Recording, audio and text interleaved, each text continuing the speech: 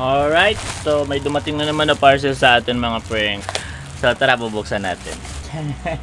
So alright mga prank, bali, uy, mas makapal siya. This is an Insta360 na lalagyan. Yun. So, pero parang makapal din sa tingnan. Ay, maganda. Good. Kasi magkasya yung Insta360 natin na mayroong cage. Ayan o, may cage po yan. Ayan. So may cage siya. Ito kasi yung nare-recommend ko sa lahat ng Insta360 user compared dito. Kasi madaling magagasgas yung lens guard mo dito. So ayan na siya. O, diba? So mas easy to carry na lang siya ngayon.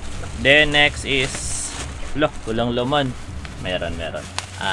This one is para din ito sa Insta360 natin. Ayan, lens cleaner. Pero actually para ito sa mga eyeglasses natin. Pero pwede din ito sa ating lens guard para sa Insta360. So, i-clean na yung glass ng Insta360 natin. As you can see, anti-static. Ayun, deters fogging. Ang dami niyang tawag niyan, pakinabang benefits. And next is the last. Parang meron pang nakahulog dito na. I don't know what is this. Oh, yung partner ng Insta360.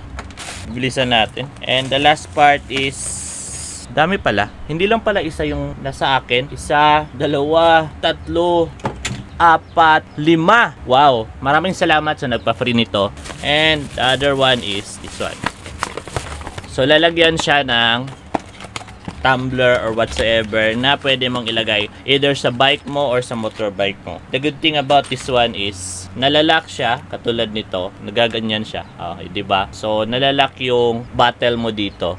Ayan oh, 'di ba? Tsaka yung kasama niya, yung rubber, ayan, meron siyang grip at tsaka ito. Ko lang paano ko to i-install, pero hanapan ko to ng way sa mga tobo. I don't know kung saan. Hanapan ko na lang yan sa motorsiklo ko. Tsaka yung mga bolt na kailangan niya. Yan. So dito yan i-connect sa likod. Ayan o. Para siyang nakaganyan. Tsaka meron kang ibobolt dito sa loob. Ayan. Yung butas na yan. So tara, let's G. So update na lang tayo sa installation nito. Paano ko siya ilalagay sa ating motorsiklo. Dahil worth ito. Dahil nga ako parati akong nauuhaw. Kailangan ko ng ganito. Let's G.